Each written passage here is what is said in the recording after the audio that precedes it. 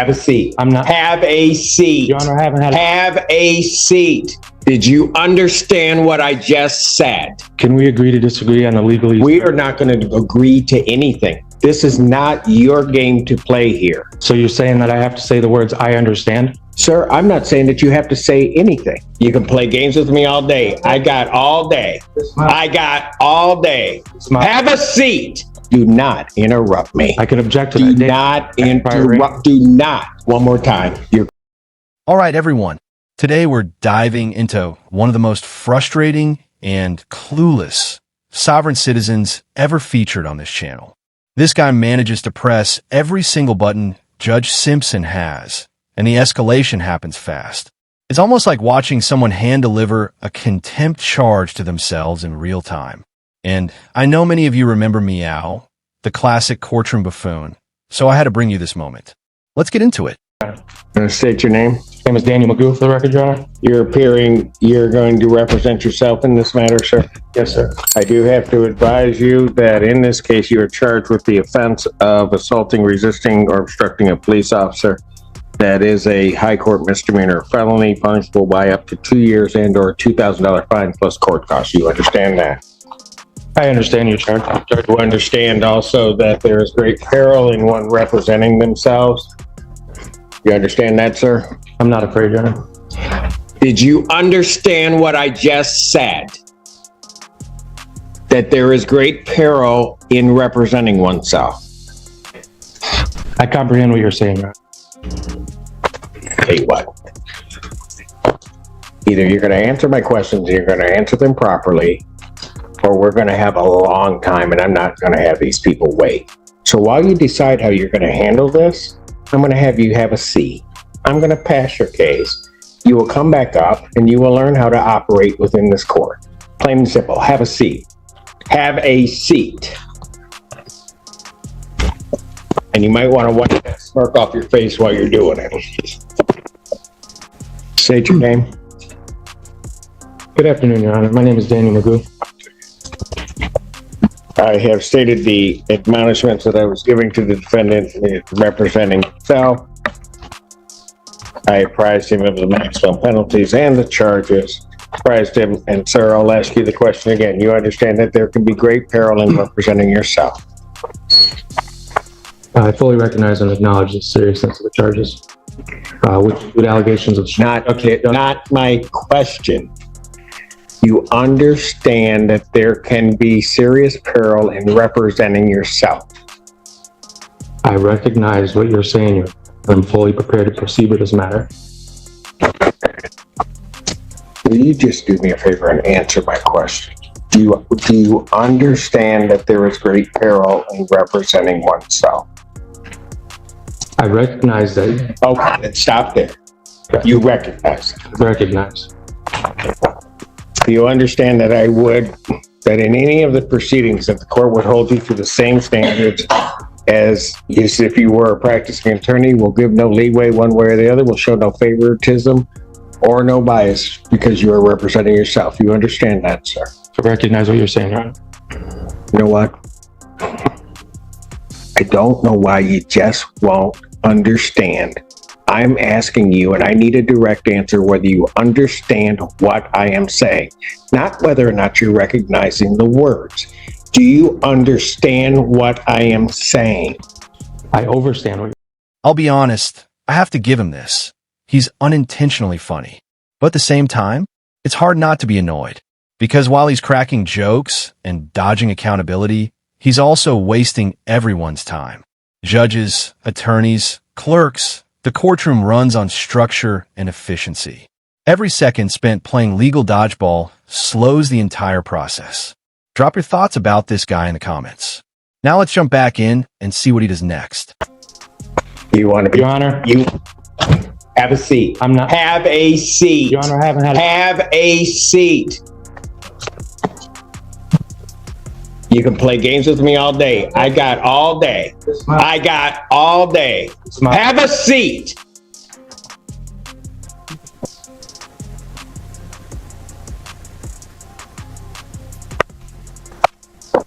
The other one's in custody. I realize we are now at least caught up within an hour.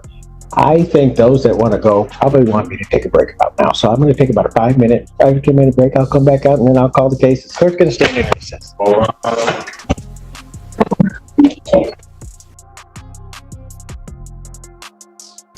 Good afternoon, Your Honor. Daniel Magoo. Here in Dewey Juris.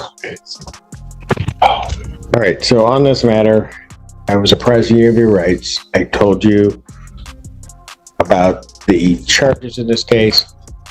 We get to the point of understanding that there is a certain peril in representing. Listening, sorry.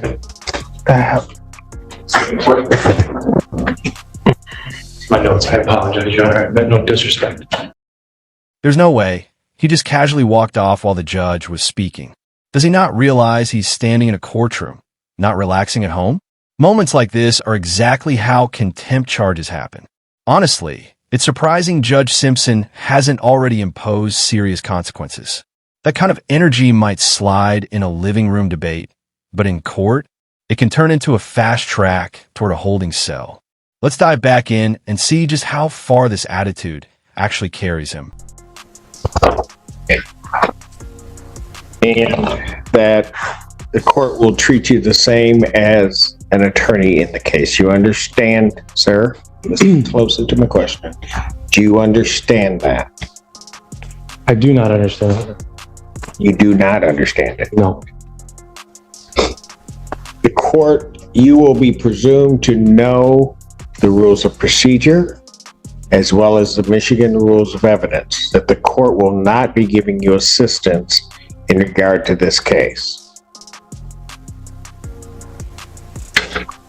What I'm trying to say, Your Honor, is I do not understand the charges that are pitting against me because they violate a lot of my rights.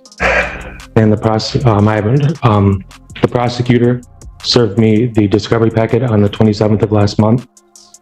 Since then, I have not received any kind of evidence or any kind of claims that I violated any kind of anything that day. So I'm here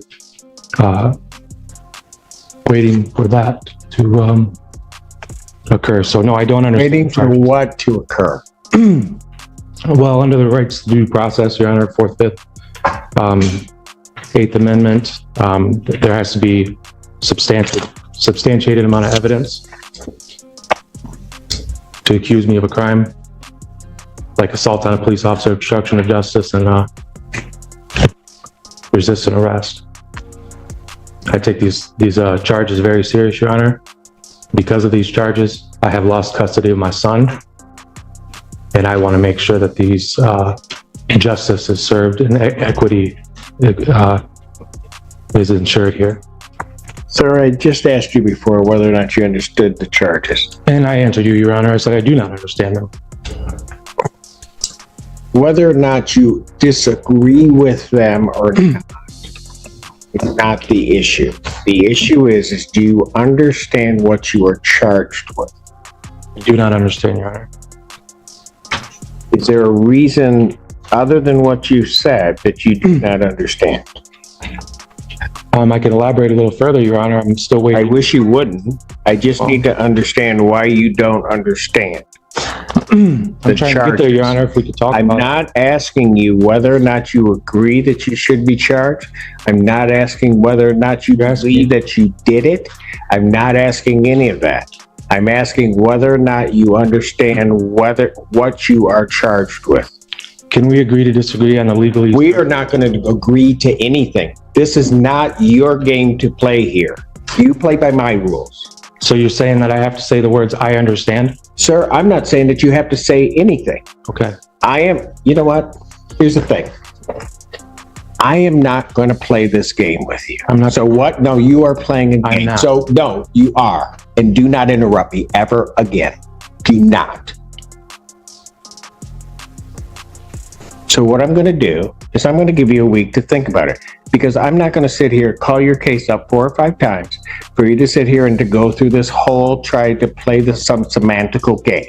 So I will adjourn this out to December 12th, 2024. I will adjourn it to 9 a.m. Your Honor. or I will, do not interrupt me. I can object to Do that. not interrupt, do not. One more time. At this stage, what started as mildly entertaining has clearly crossed into disruption. The proceedings are dragging, and many would argue it's gone on longer than necessary. A courtroom isn't a stage for performances. While patience is important, prolonged delays waste valuable time, not just for the court, but for everyone involved. Some viewers believe Judge Simpson has already shown significant restraint. But when one individual's behavior repeatedly slows the process, stronger action can begin to feel justified. There's a real argument that consequences, such as contempt, should come sooner rather than later to preserve order and respect for the judicial process. After all, a courtroom exists to resolve matters efficiently, not to entertain distractions. So the real question becomes, should Judge Simpson have intervened earlier, or was his patience the correct approach under the circumstances? I've given you fair warning. I'm adjourning the proceeding out. If you are objecting to that, objections noted. It's still adjourned out to the 12th.